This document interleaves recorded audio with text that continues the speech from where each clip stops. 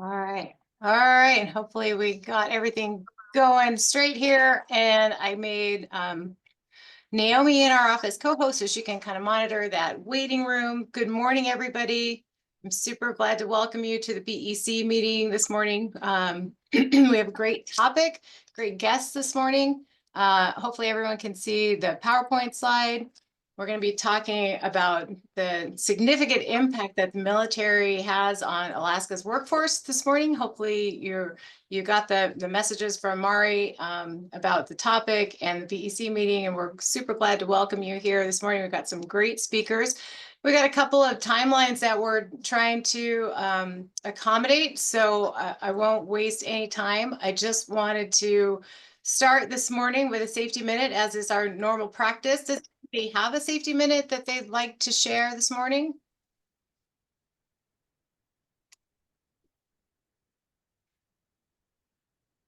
All volunteers, I hear you. All right, so I will, since it is a little colder out right now, we just talked about that in the waiting room a minute. I just want to remind people to be very conscientious about CO2 detectors and smoke detectors in their homes. Now is the time that we're starting to have fires in our fireplace and wood stoves, and sometimes those can do things that we don't anticipate. We actually at our house had our CO2 detector go off yesterday morning at 3 o'clock in the morning.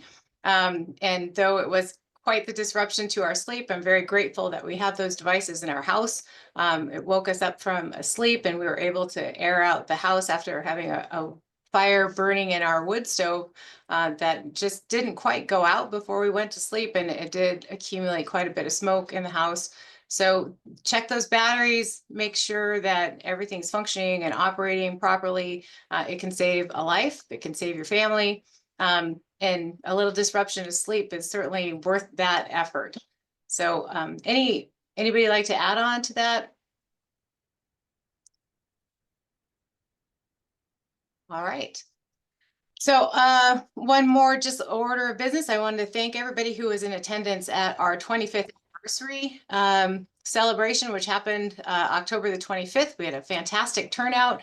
And for everybody who raised their paddles for the fundraiser, I just want to let you know we did raise $50,000 for our scholarship fund. So we're super excited about that. I think everyone had a really great time. It was a good celebration. Thank everybody who came and supported the cause. So thank you very much for that. With that, knowing that Mr. Robinson has a very tight timeline with another presentation following, I'm going to go ahead and jump right in and ask Dan Robinson, the Chief of Research and Analysis from the Department of Labor, to jump in and start us off this morning. Thanks, Carrie Ann. Can you hear me okay? I can. Okay, I had a little bit of technical difficulty with my laptop this morning, but I didn't have slides anyway, so that's okay. And I'm going to stay off camera just so I don't, risk losing a connection. And I'm just going to talk for about 10 minutes about a little bit about numbers. But when I was thinking about what is most relevant to this audience, I kind of changed course. So I hope that everybody has a broad understanding of how big and important the military is to Alaska's economy. And that, think of that in a couple of different ways. One is the active duty military itself, about 20,000 active duty military members in Alaska, another 30,000 dependents. In Fairbanks, 1 out of every 5 people who live there are either active duty military or a spouse or a child. So big percentage of our population and our economic activity. It's also hard to exaggerate how important the military was to kind of the history of our state's infrastructure, especially. The Alcan was built after Pearl Harbor. A whole lot of docks and airstrips and facilities all over the state that have a connection to the military. But that's important to remember. And sometimes I think we forget, because even in Anchorage, JBER's kind of off on a separate part of town. So I remember when I lived here when I would be at the downtown mall, there would be quite a few military members, and it was a good reminder. It's true if you're out anywhere near the JBER, golfing, whatever, doing something at Bartlett, you see it a little more there. But other parts of the city, you may not realize how big and important the military is in Alaska. So that's part of it. The other part that I hope you're also vaguely familiar with is that we have more veterans per capita than any other state. And if I were there, I would ask you to guess, or even if I was smarter with chat on my phone, who do you think is second highest per capita? Which is kind of interesting, but more interesting to me, and getting to my main point, is third and fourth. So just think for a minute what your guess would be about who the next highest states in terms of veterans per capita. And the second most is kind of interesting. It's Virginia. And Virginia also has the second most active duty military members. So that might not be too big of a surprise. But I think the next two are especially interesting, Montana and Wyoming. Montana and Wyoming don't have very many active duty military members there. They have about 3,000 each. But there's something about those states that is appealing to veterans. There's obviously something about Alaska that's appealing to veterans. And here's why that's especially relevant now, and something that I'm going to talk about later this morning to this Resource Development Council annual conference. Alaska has a whole lot of good economic opportunity right now. We've got good job growth. We've got good gross domestic product numbers. There are things happening here that will generate jobs and economic activity, and some of them are Alaska specific.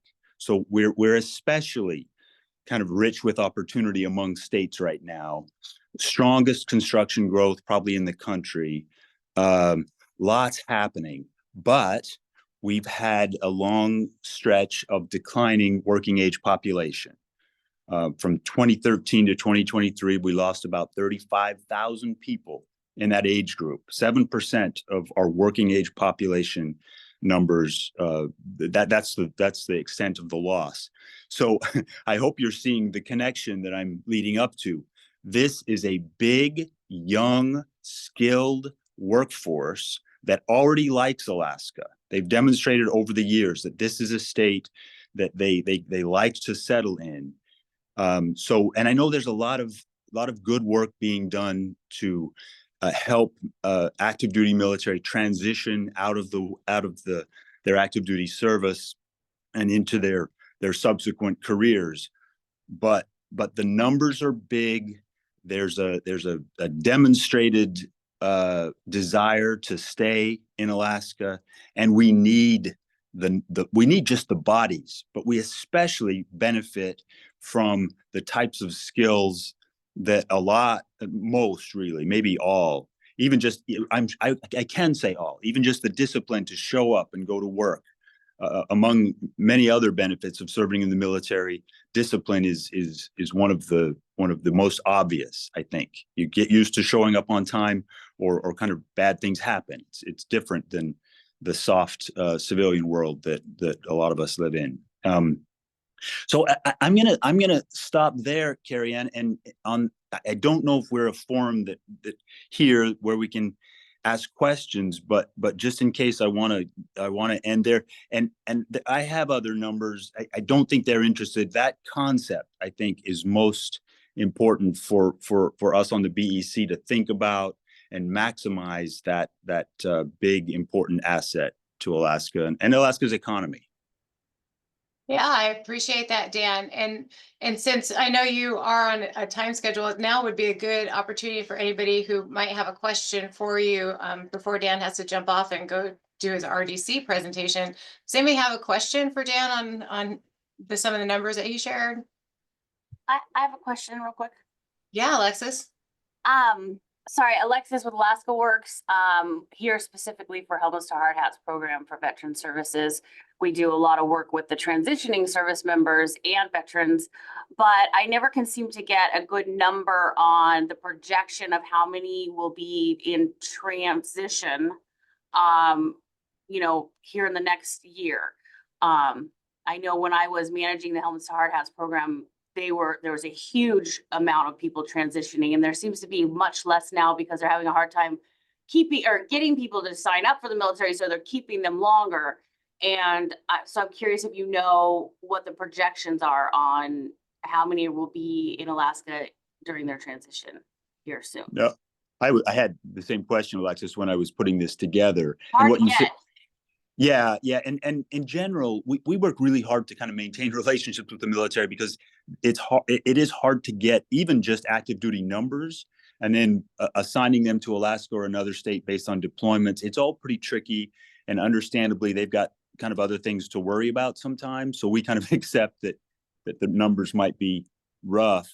But I'll keep that in mind, and I'll ask our population experts when I get back to the office. It's their difficulty recruiting and their incentives to keep them to have the members re-up.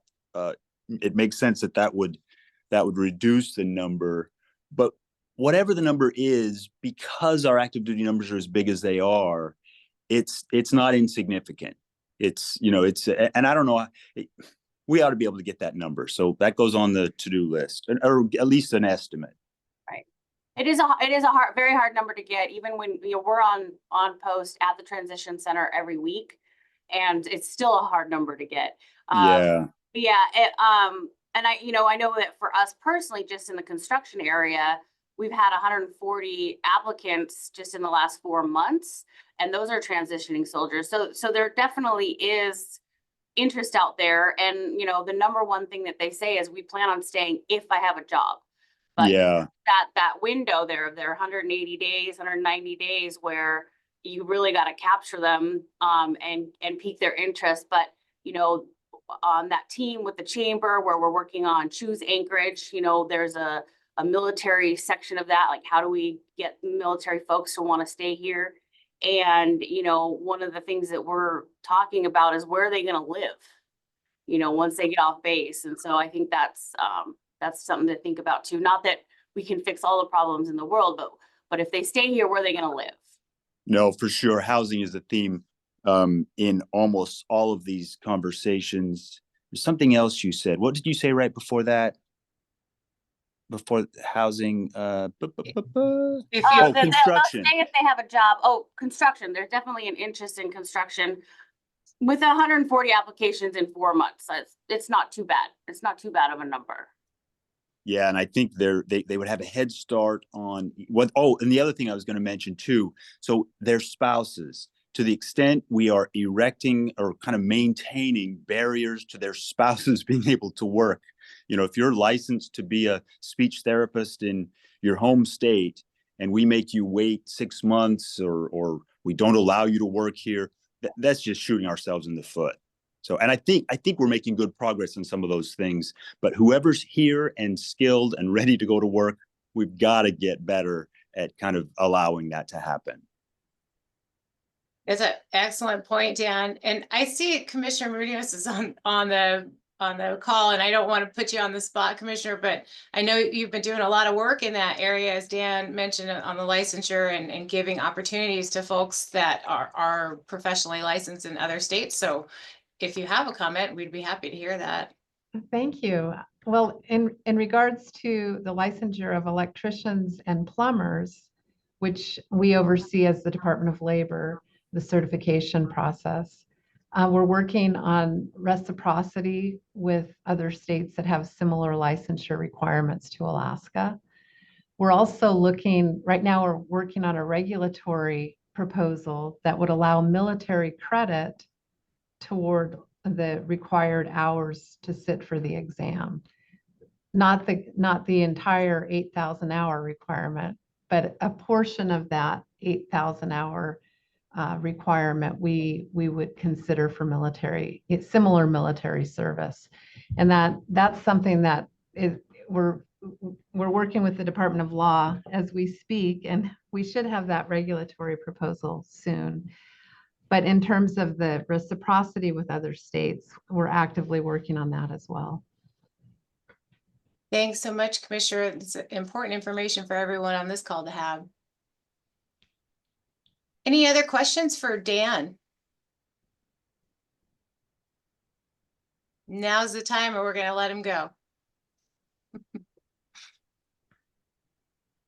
All right. Hey, Dan, thanks so much. We always enjoy having you. My pleasure. I'm going to stick around and listen and learn for as long as I can. So thanks, Carrie Ann. All right. Thanks. You have a good luck with your presentation over at RDC. I'm sure they'll enjoy it very much. Thank you. All right. So we did move things out of order just a little bit to accommodate schedules. So I'm going to ask Richard Toney if he would please jump in and introduce himself and talk to this topic for us. Yes, good morning, everyone. I'm Rich Toney.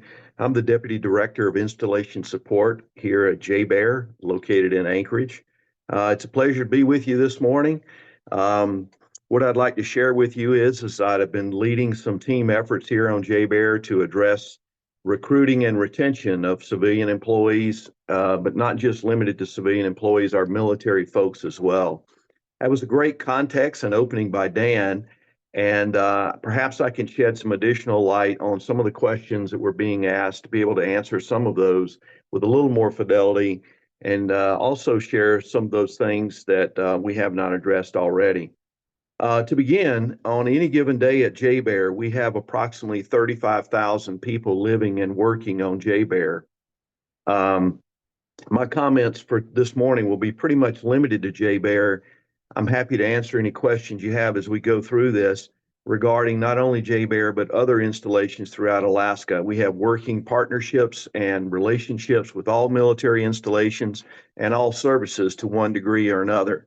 So we have a working knowledge of what's going on in the state regarding military operations. I was pleased to hear that Alaska Works is at our Transition Assistance Centers weekly that was mentioned earlier. That's a good thing. I'll be talking a little bit more about that in a moment. But let me begin with essentially, there are three questions that Mari had asked me to address for you this morning. The first one was, what can Alaska do to incentivize or encourage military veterans and their family members to either remain in Alaska or return to Alaska for those that are transitioned, that is either separating or retiring from the military, and they're looking for the next chapter in their lives and perhaps an alternative to the military lifestyle, and that is moving from the public sector to the private sector for employment. Now, many of you may be surprised, perhaps not surprised for others, regarding what is it that attracts military veterans to Alaska and what would maybe keep them here. Well, first, it begins with a natural alignment of one's character and the key strengths of America's last great frontier. These include a great sense of adventure for military members, a curiosity and an excitement and enjoyment of the great outdoors, and appreciation for Alaska's natural beauty. Those drawn to and serve in the military share many common interests, which include but not limited to the great fishing, the hunting, the hiking, camping, backpacking, whitewater rafting, snowboarding, skiing, and so much more.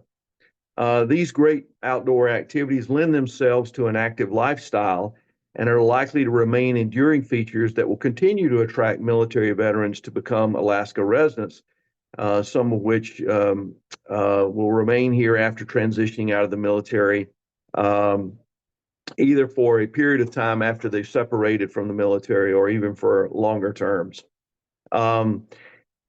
Many others yearn for a quieter, higher quality lifestyle, and the geographical location is less densely populated than many other U.S. states.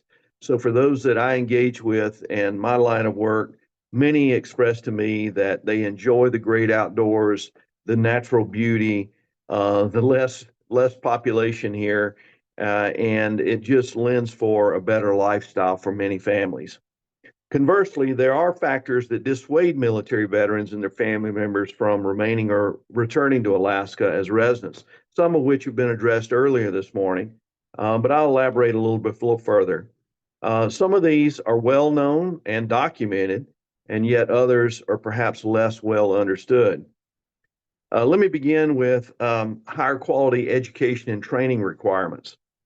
For many military families where K through 12 children are present, the quality of education afforded within the state is frequently a topic of discussion. Almost immediately upon receiving military assignments to Alaska, active duty parents began their research regarding schools located in Alaska and asked many advanced questions prior to their arrival regarding school district policies, programs, services, and activities. School choice ranks high among military parents' desire to provide tailored programs to meet their specific children's needs. Increasing numbers of militaries elect to join a growing chorus of homeschoolers for a variety of reasons.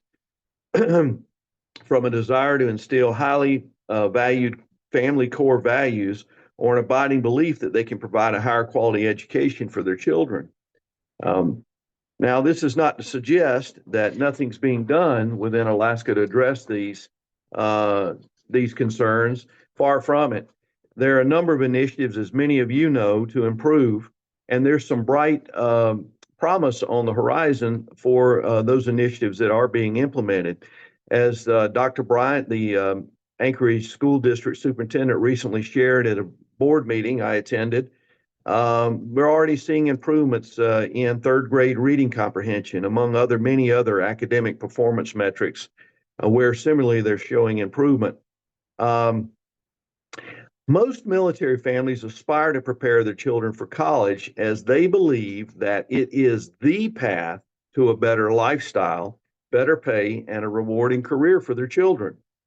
It is no secret there's much more work to be done regarding the work ahead to further enhance all parents' understanding of all education and training pathways and opportunities being made available to obtaining a lifetime of happiness and career success, not only for their remaining working years, but for their children as well.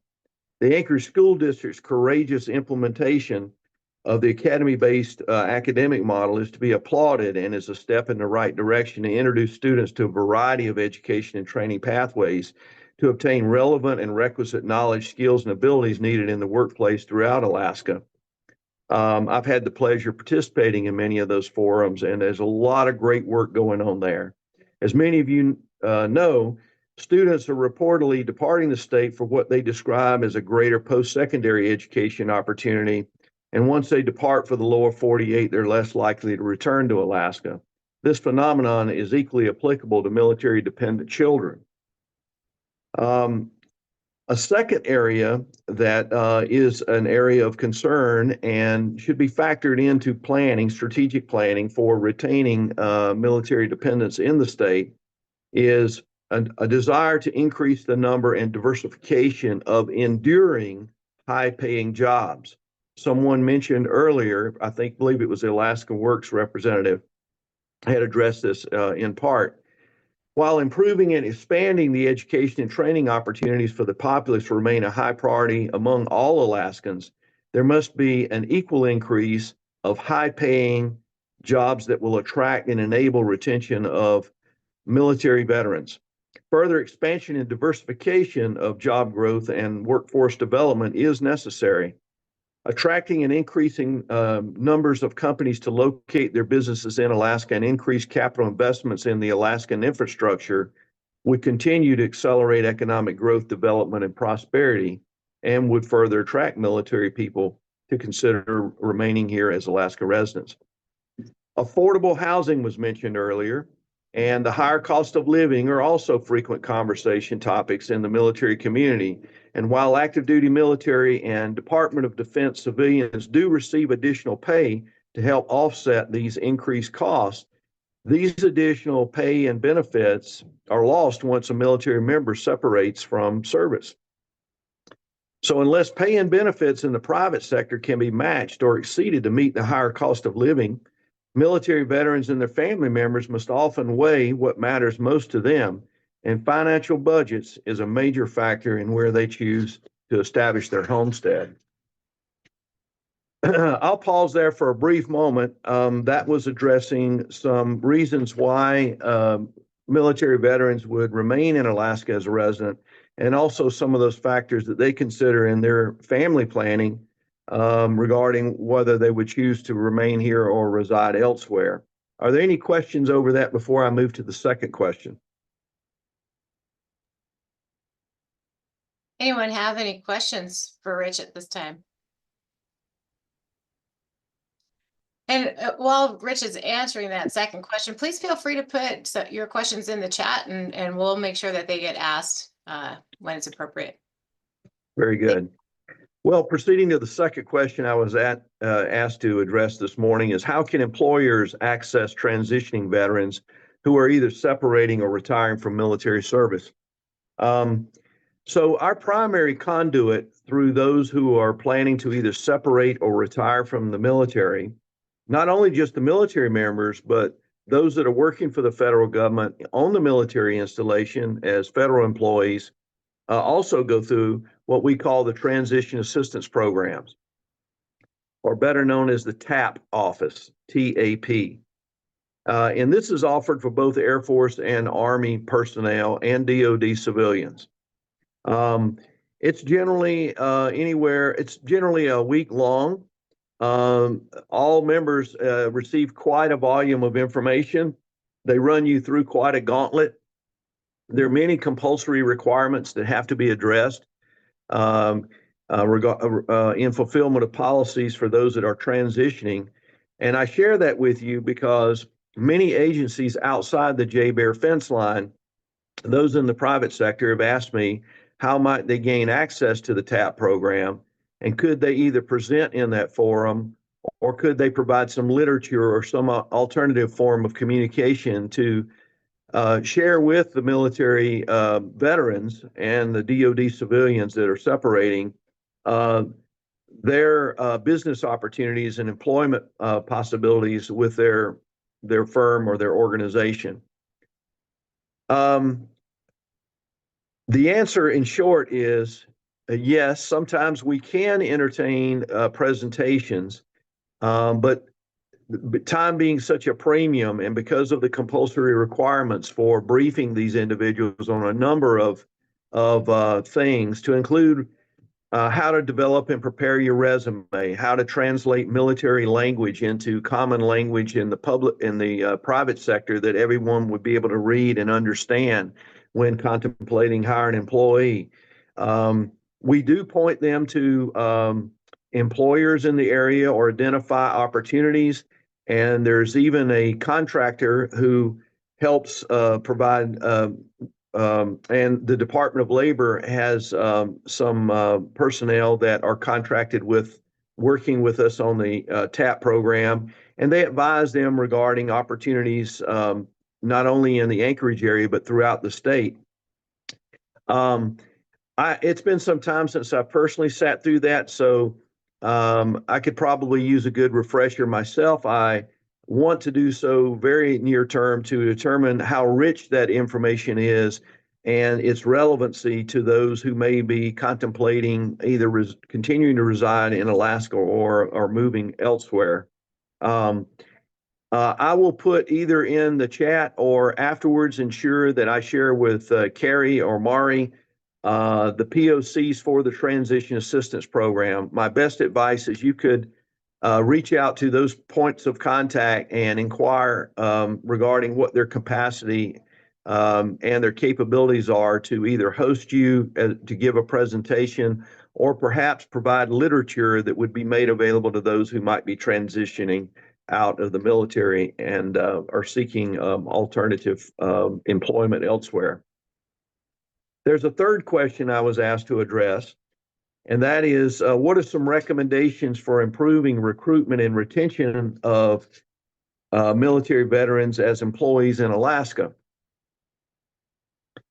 This is kind of a multifaceted answer to the question, but fundamentally, I believe, based upon my experience here the last 3 or 4 years, is that we fundamentally need to alter or change our approach to recruitment and retention.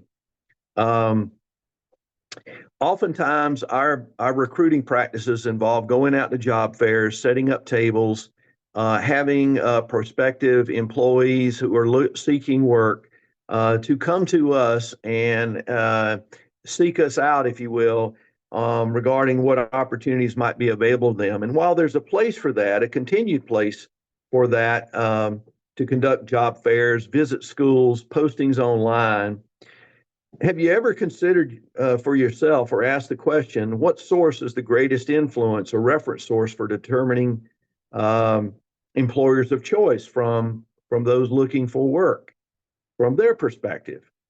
Have you considered if one family member already works for you, would other family members be interested in joining them? Would your current employers recommend they consider working there also? Among some ethnicities, employment is a family-centric affair. For example, we have a large Filipino population that works on the base. And we have found that if you hire one family member, many of the other family members are likely to join, or friends and associates. And they run some of our complete operations and food services, just to name one clear example of what I'm talking about. You might have guessed that military children are largely influenced by their family and friends regarding their choice of employers. Did you know that the preponderance of JBER's Department of Defense civilian workforce resides within a 45-mile radius of the installation? Now, if you have limited time, limited staff, and limited financial resources, where would you invest your time in recruiting to attain the greatest return on your investment? What are your business practices for recruiting? What are your onboarding processes and procedures? And how long does it take to put someone to work? Once you've identified them, are you able to expeditiously put them to work immediately so that they can begin paying their bills? This is what's on their mind as they separate from service, those military veterans. If it's a long delay in onboarding or finding a job, as someone had mentioned earlier, 90, 180 days, licensing requirements being a barrier, all those things, and they can't go to work immediately upon departure from the military, they're more likely to choose to live elsewhere or find other opportunities outside the state. Do you solely rely upon your HR staff to handle the identification, recruitment, talent development, and retention initiatives, or is that ownership shared by all employees and those that work within your organization or business? What are you doing to motivate and retain your employees? Well, once you get them, for all your recruiting efforts, it does no good if you have high attrition rates and they rotate out as fast as they come in. We've experienced that ourselves in some of our own job areas here on the base. Do your employees feel valued and appreciated? Are there opportunities for professional growth and development? It's not always just about higher pay and benefits. Sure, being competitive in the marketplace is certainly a requisite, and they do look at that increasingly today, especially with the higher cost of living. But it's not just about promotion and pay. Are there recognition programs within your workplace? Do you celebrate employee and team achievements?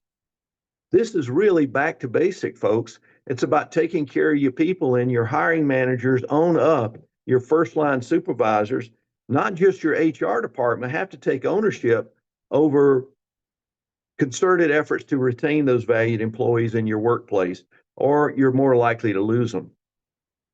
Studies have shown over and over again, and the military population is no different, that while pay is important, it's not the most important factor for retaining our employees. They want to be happy. They want to enjoy coming to work. They want to enjoy working with the team around them. And oftentimes, military veterans have said after they've left military service and gone into the private sector, what do they miss most? They miss most about being part of a close-knit working team, all working together to achieve some greater or higher purpose than just they themselves. They want to be valued, and they want to be recognized for what they can bring to the organization. When I spoke just last week at the Military Veterans Job Fair, I had the pleasure of being a keynote speaker there. I shared with them that many of the employers like yourselves here today recognize the value of the military population, but it's not easy to access them, or it's not well understood how you might reach them. And I had the pleasure of talking with many of the Department of Labor representatives at various levels there, also in attendance at the job fair. And we had some great conversations, and some of them said, Well, we reach out, we focus on those places where they congregate, and that's a step in the right direction. American Legions, veterans of foreign wars, community activities where JBER and other military installations are hosting major events. I suggest and recommend that those who are interested in recruiting to immerse themselves in the community, work in a very proactive way, not just a episodic event where you set up for job fairs and you put out your literature and you expect people to come to you for recruitment. It's a tight labor market, and everyone knows that. So you got to be aggressive and you got to get out there. And there are untapped labor pools that I believe exist where you can find viable employees. This extends beyond just military veterans, but I'm recommending even in our own recruitment and retention efforts, we focus on hiring more of those with disabilities. And had the pleasure of participating in the Employment First conference last week, where the focus area was in that area of behavioral health and mental health and those with disabilities, and advocacy for expanding hiring in those areas. That is about 50% by my estimate of those who are employable and that self-identify with disabilities are currently employed. And that's a clear indicator that there are many others that are there that are capable of filling our ranks and may be suited for many of our vacancies that exist in the workplace. Well, in conclusion, I would just share with you that the military community is not unlike any other segment of the population in Alaska. We all have largely families or relatives and family members. We all want to provide for our families and make sure that we're able to sustain our quality of life. We're looking for good education, good jobs, not temporary or seasonal jobs necessarily, although they may be attractive to some. Many are looking for that continued stability and predictability in their employment for the long-term prospects for themselves and for their family members. And I'll close with that, and I'm happy to entertain any questions or comments that you all may want to provide. Hey, Richard, that was really fantastic. I mean, as an employer myself, I'm really taking heart to some of your comments about how to immerse ourselves in the community and really be aware and take some of those tips that you've given. I'd like to open it up to others on the call and see if we have any other questions for you right at this time.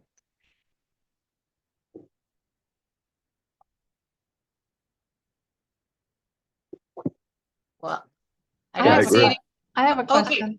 Commissioner, please. Thank you, Carrie Ann. Thank you, Richard. That was wonderful, very informative. My question has to do with SkillBridge. Recently, the Department of Labor became a SkillBridge site, and I want to get your views on the effectiveness of SkillBridge as a recruitment tool. Yes, good morning, Commissioner. So good to see you again. It's been some time, and so it's a pleasure to see you this morning. And congratulations on your confirmation. I hadn't seen you since you'd been confirmed. Great question, ma'am. SkillBridge is a very highly valued program that many military members are taking advantage of as they contemplate their transitioning out of the military, and they're not quite sure yet what they want to do. They may have an idea, but they're not certain. And so for those of you that might not be familiar with SkillBridge, what the commissioner is addressing is that in the 6 months, basically out from the time of formal retirement from the military, members are able to apply, and they're ultimately, once they're accepted into the SkillBridge program, employers themselves have to apply for the program and be sanctioned and participate in the SkillBridge program. It's a wonderful program because employers don't have to pay them salaries. They're still on the payroll of the military or the Department of Defense, and they continue to receive their pay. So you're getting kind of free chicken for about 6 months. And what the military member gets in return is they get to be, they show up for work every day at your workplace, working for you during those 6 months to learn the business, understand what your business practices are, assess for themselves maybe whether they're a good fit or not for that particular profession or job. And so it's a wonderful opportunity to kind of experiment and determine if it's a good fit, not only for the employee, but for the employer as well. And the statistics that we are tracking that most of those who are going into the Skill Bridge program have found meaningful employment in the private sector due to this Skill Bridge program being offered and the conduit for that transition. So rather than just I retire today and I have to go to work in the private sector tomorrow and find a viable job, this is a wonderful program that eases them into that transition from the public sector to the private sector. And the feedback that I'm receiving is it's been very good. But let me share this. It all depends. The success of the program depends on the commitment by the employer to ensure that they are postured and they're capable and they're committed to gainfully employing and using those military members who are participating in that Skill Bridge program. There have been reports where that did not occur. The member simply showed up for work, didn't really have meaningful things being given to be done or to be accomplished. They were not able to use skills of which they possessed because perhaps maybe the employer was unable to determine or were willing to accept risk of someone who may be temporary, therefore did not give them as meaningful work as they would otherwise. Those are rare cases, but that does occur. So my word of encouragement is anyone who does participate in the Skill Bridge program, that they obviously be postured to commit to it, invest in the employees that are participating in that program, and you're much more likely to actually get a good recruit who is willing to stay with you afterwards. So, Commissioner, I'm excited by the fact that the Department of Labor is adopting that and participating in the Skill Bridge program. I think it would be for those that are currently in federal service that may be contemplating going to work for the state offers, and even the municipality offers that stability and predictability as an employer, much like what military veterans have experienced their career in the military. And so to me, it's not a large leap of faith for them to make that transition from, say, federal service to the state or municipality. So it's a wonderful fit, I think. And I look forward to hearing more about just what the degree of success is with regard to the pursuit with the Department of Labor. I hope that answers your question, Commissioner. Thank you. Hey, Richard, just to follow up with Commissioner Marino's question and your answer where you suggested that employers really need to be prepared. Is there some coaching available to employers who are considering becoming a Skill Bridge employer? There is. I'm afraid that I can't speak definitively to that this morning. I just have a working knowledge of that.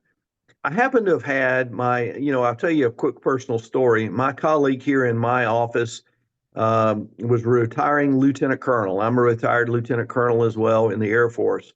And he asked me many questions about what I went through when I retired, many years ago. And so he was a participant in the Skill Bridge program. And he went through the transition assistance programs that I spoke to earlier.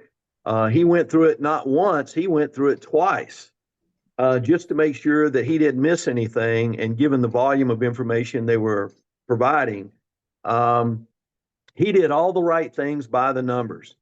And he went to work for Siemens Corporation here in the Anchorage area, who was a Skill Bridge participant. And he enjoyed it immensely.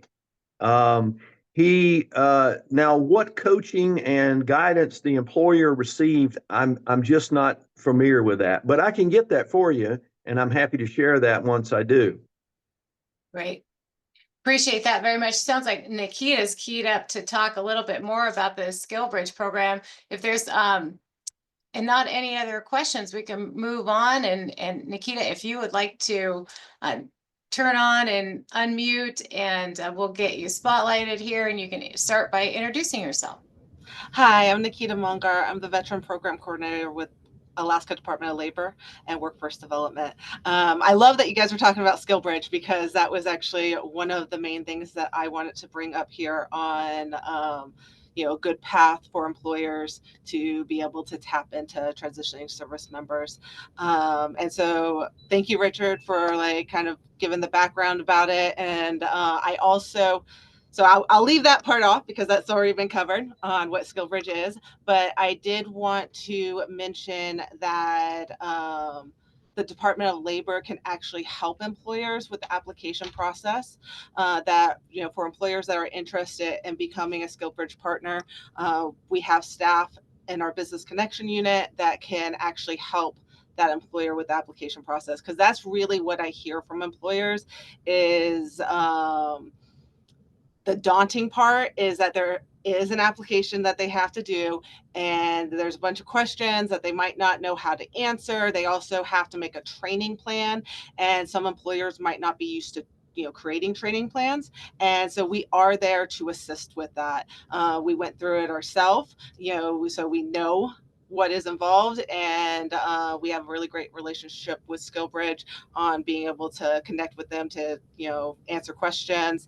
And so we are there to help businesses. So please reach out to me, reach out to our Business Connection unit, and if you or a different employer is interested in becoming a SkillBridge partner, we could step you through that and help you create that training plan, help you with that application, just help you through that process, because that process itself can take a couple of months. And so I just wanted to point that out there. Another thing that the department has,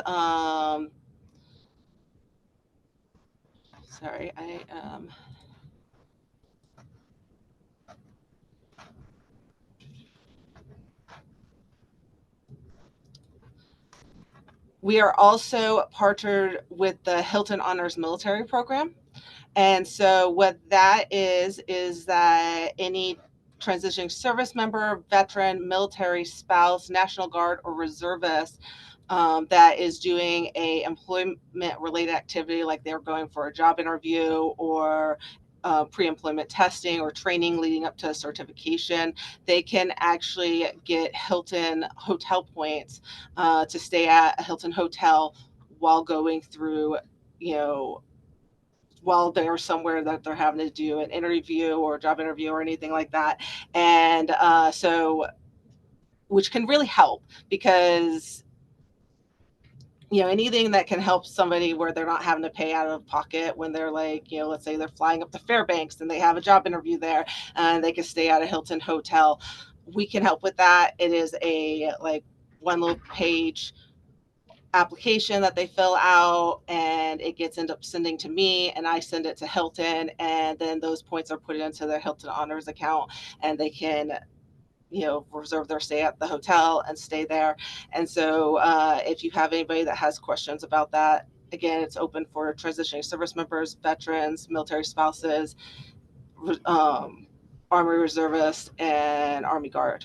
Sorry, not just Army. I apologize. I'm a little off today. National Guard and reservist.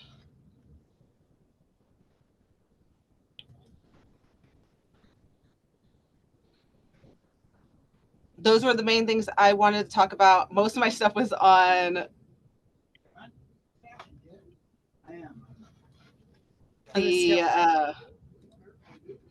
most of my things were going to be about SkillBridge, and so I got a little thrown off on that. I apologize. No worries, Nakita. We're super glad that you're here, and it's good to know that there's some other assistance for folks who are interested in participating as a transitioning service member or as an employer. So there is some guidance for employers. I know some of us in this civilian world or private sector aren't really sure necessarily where the door is and how to walk through it, and need that extra instruction and assistance from you guys. So it's good to know that it's available through the department. Any questions from the group? Anybody online have some more detailed questions about the SkillBridge program for Nakita? I do. This is Sharon Jackson from AWIB. And Hi, Sharon. hi there.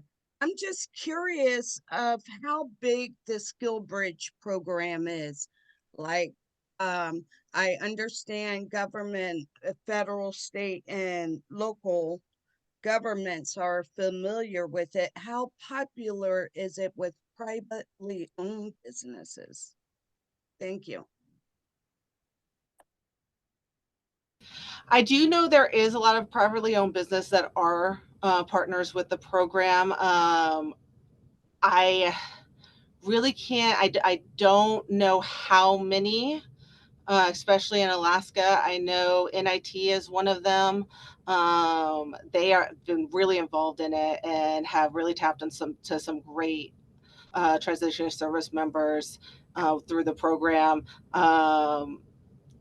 But I really I don't really have the statistics to give you. Can All I right. can I say something, Nakita? I just wanted to add that just like NIT and Alaska Works and the Department of Labor, that it's not just for employers, it's also for training programs. So you know, you have to go around it a little bit different and say, well, the training is for these types of jobs. And they can also participate with SkillBridge by attending a training. So it doesn't necessarily have to be an employer who's doing job shadowing or internships. It can also be a training provider, and there's a lot of training providers in the BEC. So I just wanted to make sure that training providers know that that is an option for them as well. And thank you for sharing about the Hilton. And when you say that they get the points, does that mean that they do get to stay for free? Yes. Yeah. Okay. So it's 100,000 points that can go into their account, and then they can book a hotel. Now that doesn't go very far, depending on what Hilton hotel they're staying at. In Alaska, because things are a little bit more pricey than some other places, it's usually about 2 or 3 nights, but anything helps. So anything can absolutely help. And so that's why I wanted to point that out, because a lot of people don't know about that. And it's such an easy process. And so that's why I wanted to bring up. Very cool. Thank you. Yeah, thanks so much, Nakita. We have another question from Jacqueline Summers about wondering if there's some partnership in healthcare with SkillBridge that you're aware of. Not that I am aware of. All right. Well, Jacqueline, that sounds like an area that you might want to investigate. Certainly, for sure. Yeah. Well, thank you so much. Go ahead, Jacqueline. Oh, thank you. I would love to. Nakita, can I just reach out to you after the webinar? Absolutely. And I could put my email in the chat area. Great. And we'll make sure to include all the speakers in our post-meeting mail out that we'll send, so everybody has their contact information and can find out more information. So thanks so much, Nakita. One other thing I wanted to bring up real quick was that we do have, thank you so much, Demetria, for pointing it out in the chat area, but we do have staff, veteran staff in our different job centers that are there specifically to help other veterans. They're called our DVOPs, our Disabled Veteran Outreach Program Coordinators. And so they're there to actually directly help veterans and transitioning service members and get them like job ready and get them into training or whatever they need to do to get employed. And so we have those in our job centers. We also have a local veterans outreach program representative at the Anchorage Midtown Job Center that is there to assist businesses that are specifically looking for veteran talent. Excellent. Thank you so much. All right, we're going to keep moving on, and I'd like to have Lieutenant Colonel Amy Slinker jump on and introduce herself and let us know what she's got to share with us today. Thank you so much. Hi, everybody. I'm Lieutenant Colonel Amy Slinker. Thank you so much for the opportunity to speak today, and thanks everyone for your flexibility and letting me go at the end while I was on mom Uber duty this morning. So I am the commander of the Alaska Army National Guard Recruiting and Retention Battalion, and I'm excited to share information about how we can be incorporated into workforce development here in Alaska. So I wanted to show you a photo of me as a citizen soldier, and this is probably not what you expected to see. So this is what I look like Monday through Friday because I'm a true citizen soldier and work full-time in the civilian sector. So I know today we've talked a lot about how do we get transitioning service members from active duty to stay here? How do we link up with them for jobs? And what I really want to stress today is we have about 1,500 service members serving in the Alaska Army National Guard, just like me, that we're ready to work right now. So this is what my full-time job. I work for Pfeffer Development. We're a commercial real estate developer here. I've probably worked with a lot of subcontractors on this call and contractors that may be on this call, may not, or that you have worked with. But we've been in Alaska for more than 20 years, owned by Mark Pfeffer. And I was their director of marketing for many years. And then I've served as president for the past 5 years. And I am actually taking a 2-year leave of absence for that job to serve in my current role. Was very excited that my civilian employer was willing to work with me on that. And again, that's one of those things that, when you are looking to hire military, being willing to be flexible when deployments come up, mobilizations, annual trainings is really helpful. So my guard responsibility is 1 week in a month, and then I do 2 weeks a year of annual training. That annual training has taken me to places like Mongolia, Romania, South Korea, Australia. And it's just been a really exciting career for me in terms of starting as a public affairs specialist, as an enlisted soldier. I enlisted as an E1 soldier and was responsible for telling the Alaska Army National Guard story, taking photos, writing stories, escorting media. And I basically used that experience to find work in the civilian sector. So the Alaska Army National Guard has 2 missions. So in addition to our federal mission, so overseas combat missions, we also responded to domestic emergencies. We serve our state here in Alaska. And as I mentioned, so we have about 1,600 citizen soldiers statewide. And like I said, we serve 1 week in a month, 2 weeks a year. We're trained in MOS specialties.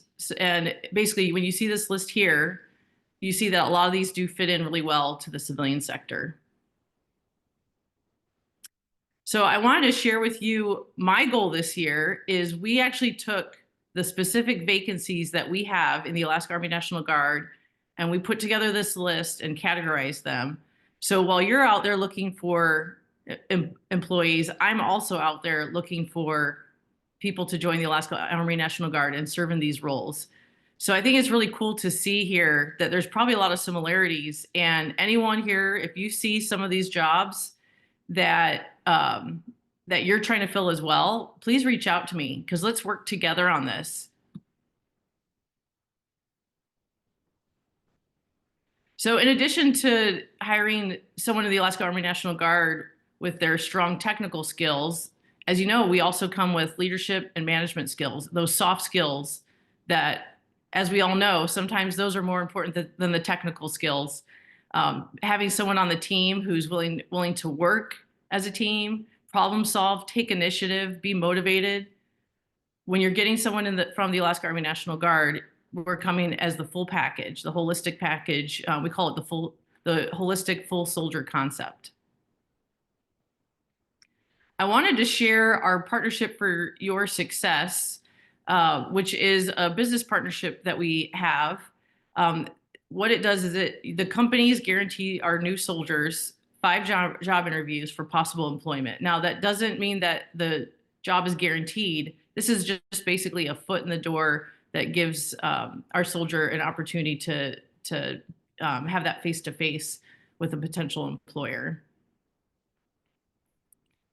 This gives employers access to a controlled flow of quality employment candidates. So you know that you're getting someone who's drug-free, you're getting someone who's either entry to mid-level technical and leadership skills, and again, you're getting someone that's motivated. And when I'm looking at who we're enlisting into our ranks, it's all ages. So yes, our target market is that 18 to 24-year-old, but we are getting a lot of new soldiers that are older than that. And so you never know when you might get someone who has a lot of experience. We have people that have owned their own businesses.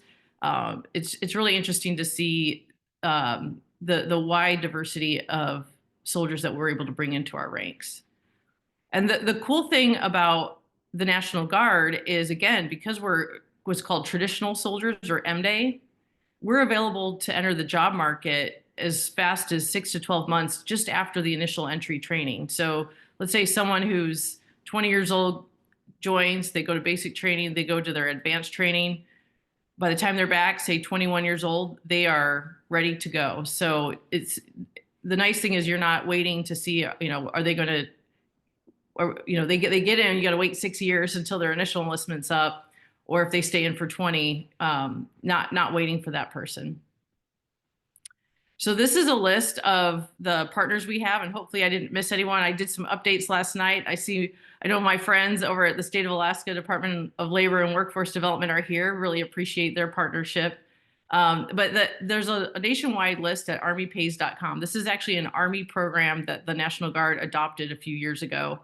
And you'll see on that list, there's about 1,000 employers nationwide. But one of the challenges is how many of those employers are here in Alaska. So when I was in our unit previously a few years ago, one of my special projects was to try to get more employers on board. And so now that I'm in this full-time role, I'd like to get more employers once again started with our program.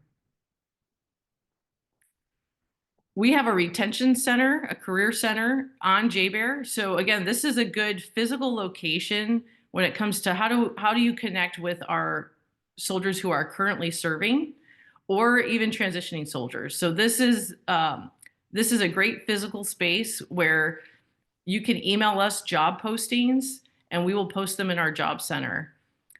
We also have resources for our soldiers for resume building, interview skills. This is also our epicenter where they can go to if they want to find out about our educational benefits, bonuses, and we call this our headquarters for the PAYS program. I always feel like it's good to know that there's a physical flagship location for programs like that because they can sometimes be very ambiguous.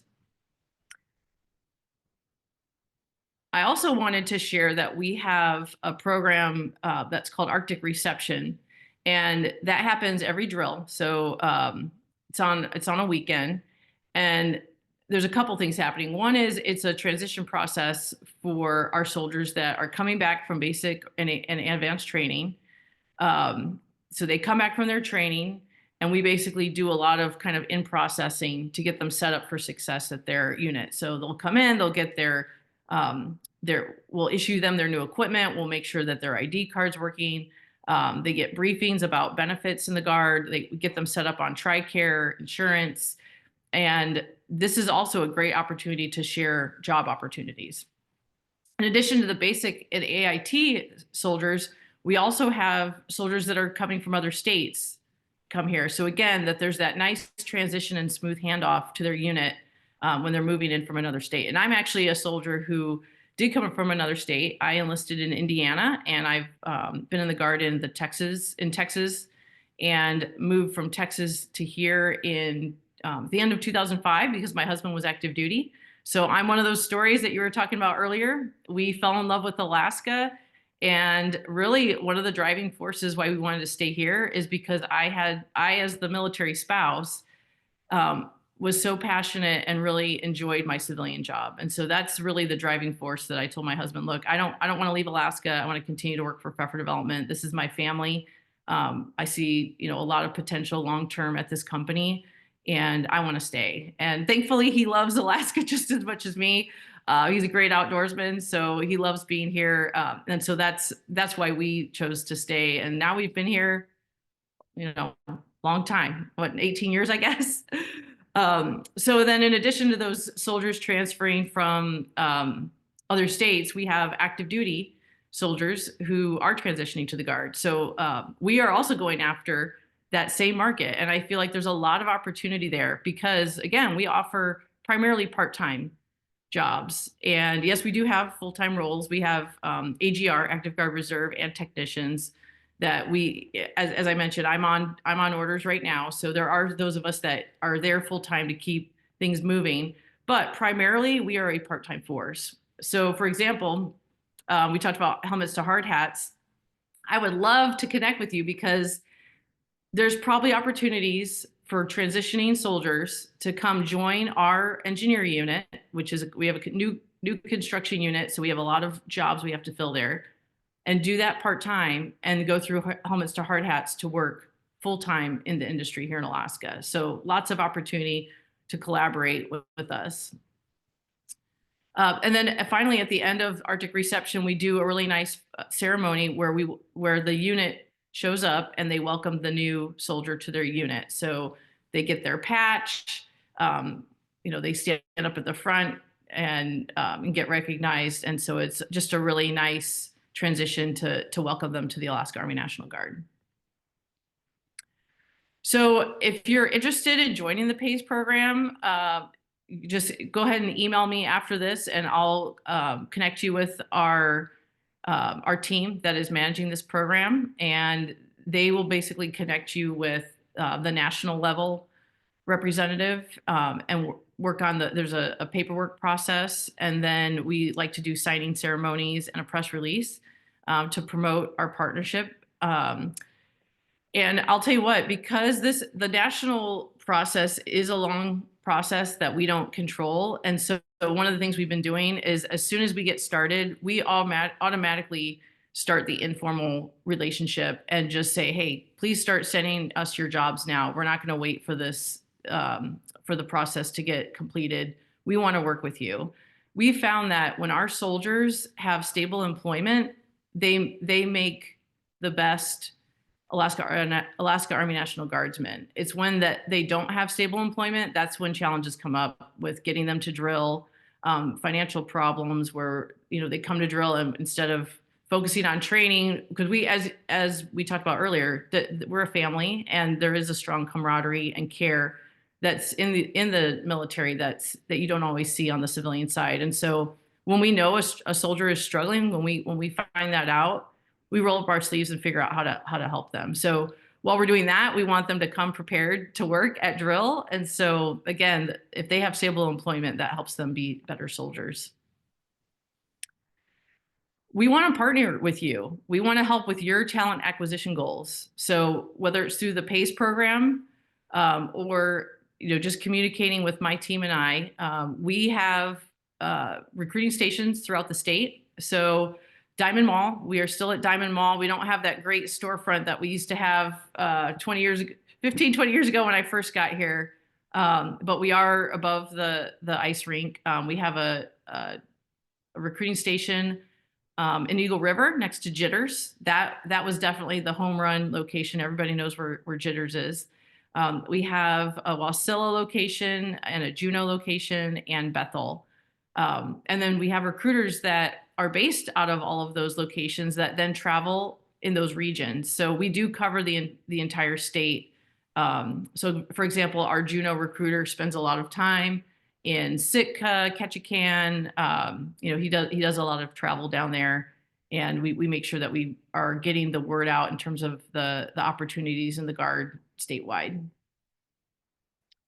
So feel free to take a screen capture of this, and I know our contact info will be passed out later as well. But this is our team. This is our unit, the Alaska Army National Guard Recruiting Retention Battalion. It's an amazing team. I was able to come on board in June. It's a 2-year command, and I'm loving it. I'm wondering if I can find a way to stay on longer. Not sure how my civilian employer will feel about that, but it's just been a really great balance where I've been able to pursue my goals on the civilian side while also serving my state and country. It's been a pretty amazing experience. And I know earlier there was a question about how can we find out how many soldiers are transitioning? Well, I'm a good story of why that's a challenge, because there's so many times that I was coming up on my contract that I said, you know what, I want my weekends back.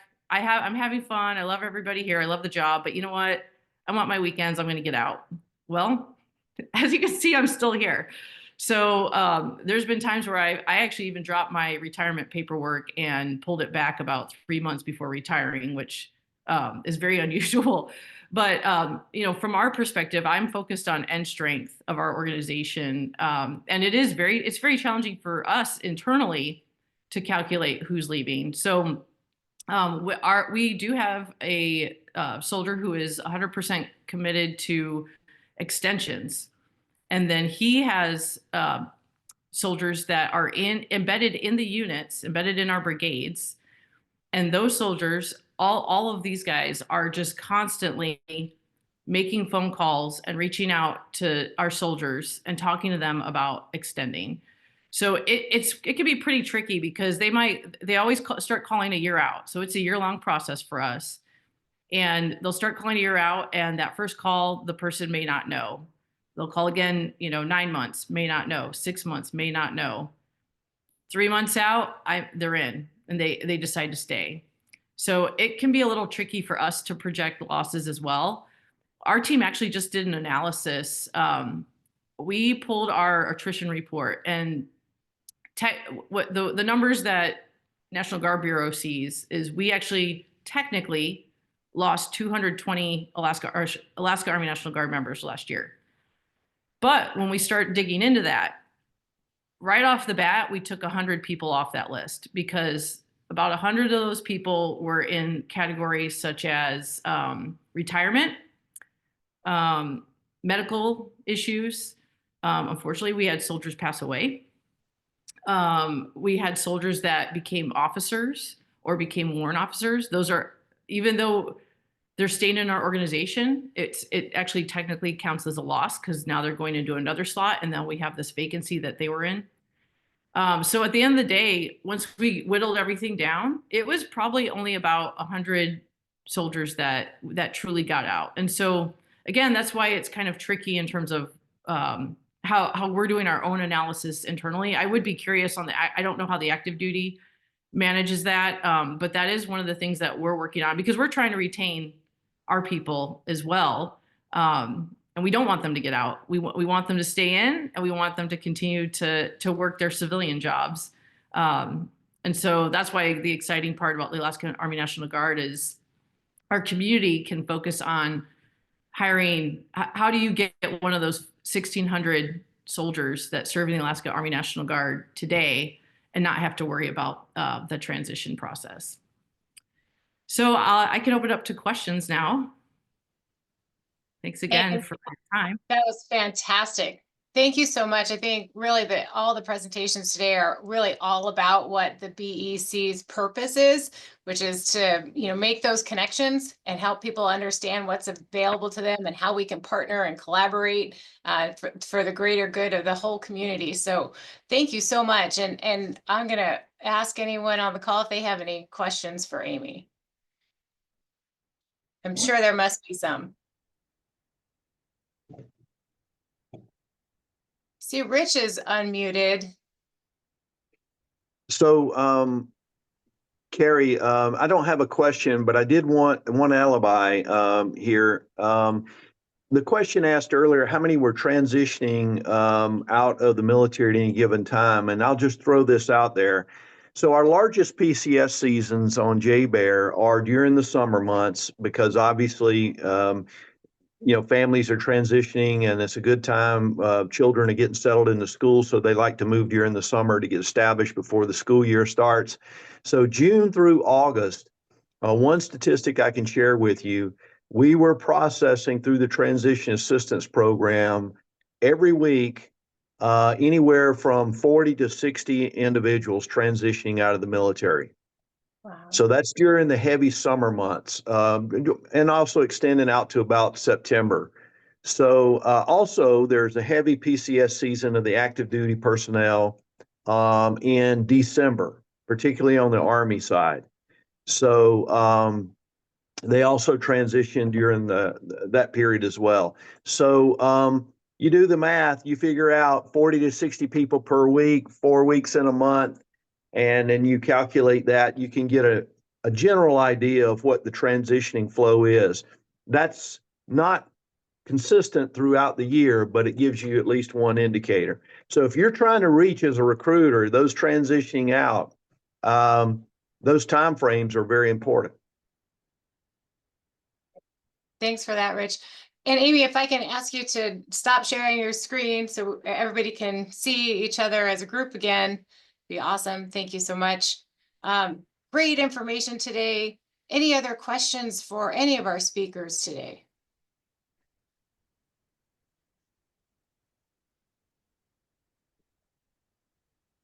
Everybody's shy today.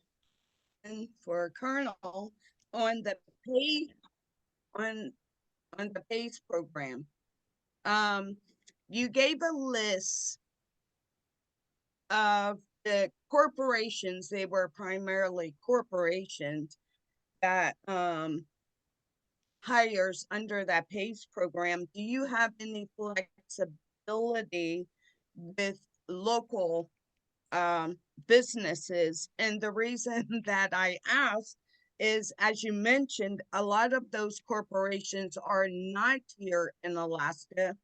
And, you know, our goal is keeping them here. So I was just curious about your ability and flexibility with working with businesses here. And I would also love to see you partner up with our youth programs with AWID. Okay. We would love to do that. Thank you so much for that invitation. So I'm glad you asked about local businesses. So when I was in the unit previously, one of the fights I had with the national level was Alaska is very unique. And I believe the statistic, and maybe another person on this call will have it, but I believe when I looked it up a few years ago that 97% of the businesses in Alaska are considered small business. And there's rules about the PACE program at the national level about the minimum number of employees. And the reason why they do that is because the employer has to be able to guarantee the interview. And what they don't want is a small company that maybe only has 10 people and only hires maybe once every 3 to 4 years. So one of our soldiers picks that company, and it's just it's a long shot for them to get a job there just because that company is not hiring as often. Well, again, I work for a small company, and both positions I've had were both created for me. I actually started there as a temp. That's how they met me. They did not have a job opening, but once they met me, they saw my skill set, they figured out a way to fit me in. So that's Alaska. And those of us that are Alaskans understand that. So I've been working with the PACE program and trying to convince them to give us more flexibility. And one of the things that we've been doing is looking at just doing our own local program to cut through some of the red tape that happens at the national level. And again, at the end of the day, we want to get those job opportunities in front of our soldiers. And so whether a company is part of the PACE program or not, we've decided just send us your information and let's get you in front of our soldiers, because at the end of the day, we want to partner with the community and we're going to make that work. So yeah, thank you so much for bringing that up, because that'll be another anecdote I can bring up when I do talk on the national level. So thank you. That was a great question, Sharon, because, some of us are smaller employers, but we certainly would like to get connected with this potential pool of well-qualified applicants that are, looking for jobs right away. So this is new information to me. I've been doing workforce development in the state of Alaska for 15 years. And so it's always good to learn that you don't know everything and there's new stuff to learn every day. Fantastic. Any other questions for any of our presenters today? I just wanted to add one more thing. So I know everyone that's on the call, everyone's been wearing their hat as a company or an employer. And so I do want to make one pitch. If you can think about anyone in your life that you think could benefit from the Alaska Army National Guard, please connect them with me, because we all know, whether it's family, nieces, nephews, cousins, friends of your child. So maybe the Guard's not the right fit for your child, but your child might be 18 years old and has their 10 best friends from high school. There's probably that one that isn't quite sure what they want to do next. Please connect them with us so we can share these opportunities that they may not have thought of. The generation, our current young generation doesn't know about a lot of these jobs that we have, and we're trying to get that word out there. I mean, public affairs in particular there's a lot of people that probably don't realize we have people who part-time are basically, they do social media. That's their job. They make reels on Instagram for their job.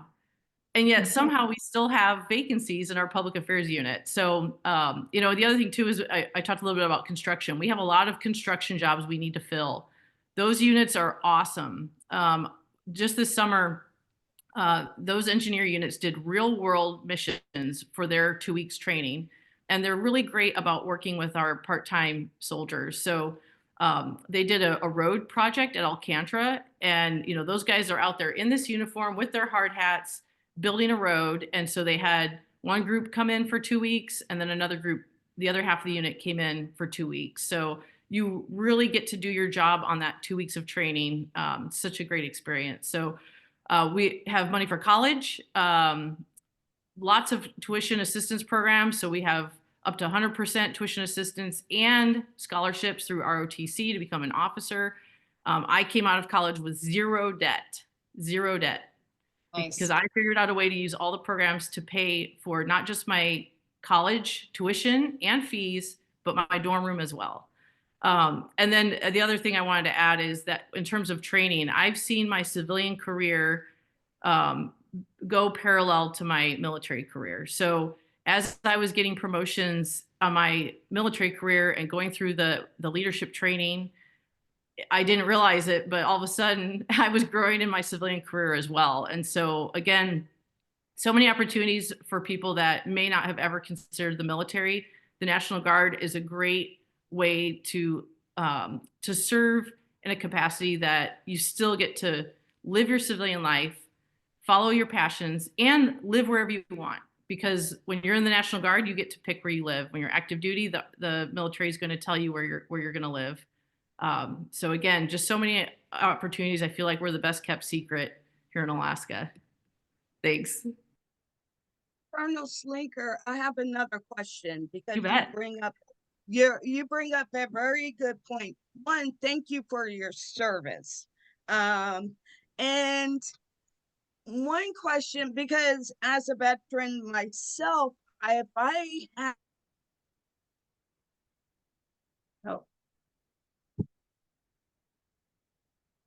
Sharon, your camera froze. information about the National Guard, I would have. Let me see something. We can hear Okay. you now. So if you want to ask again, that'd be great. Okay, so my question for you is, say someone that did get out of the military, what is your age cutoff for them to join the National Guard? That is a great question. So we do have waivers. I would say don't worry about the age. If you know someone who's interested, send them our way. I have someone right now who's 44. It's going to be a long shot, but we're going to go for it. So right when they get around that age 40 is when it gets a little tricky. The rules change off and on, but we're trying to do waivers. And I've heard of other states that have gotten people in at like age 50. So part of it is, especially if they're prior service, what they run into is they want to make sure that somebody that comes in has the opportunity for a full retirement. So if they have 10 years in and they're 50, I think it's going to be easier to get them in if it's someone who has never served and is like 44 or 50. So please send them our way. I always want to not pre-disqualify somebody. We want to put them through the process and do everything we can to try to get them in. Thanks for asking. That's a good question. Really great. We've got just a few minutes left on our time today. And I want to open it up to anybody who might have any announcements for our roundtable today.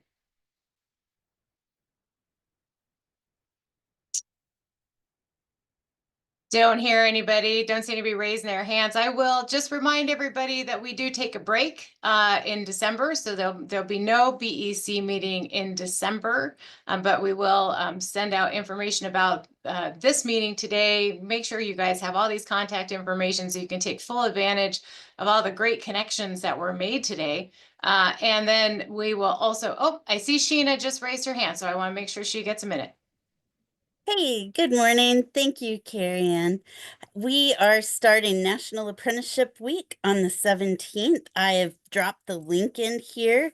If you have an event, please let me know. And on Friday, we have an event that's pertinent to military and federal. So some of you who are here that are military, I hope you can join. It's just a webinar that day. It's a round table. We want everybody to join in and participate. I'll have Jackie from Federal Office of Apprenticeship. We'll have Juan from VRE, and maybe even Delma, who's also at the VA, that can talk about benefits for folks who have access to that, and we'd love to have you all there. There's a ton of events going on. They're at the bottom of my link there. So if you have one that's not on there, please let me know. I would love to hear about it. Thank you, guys.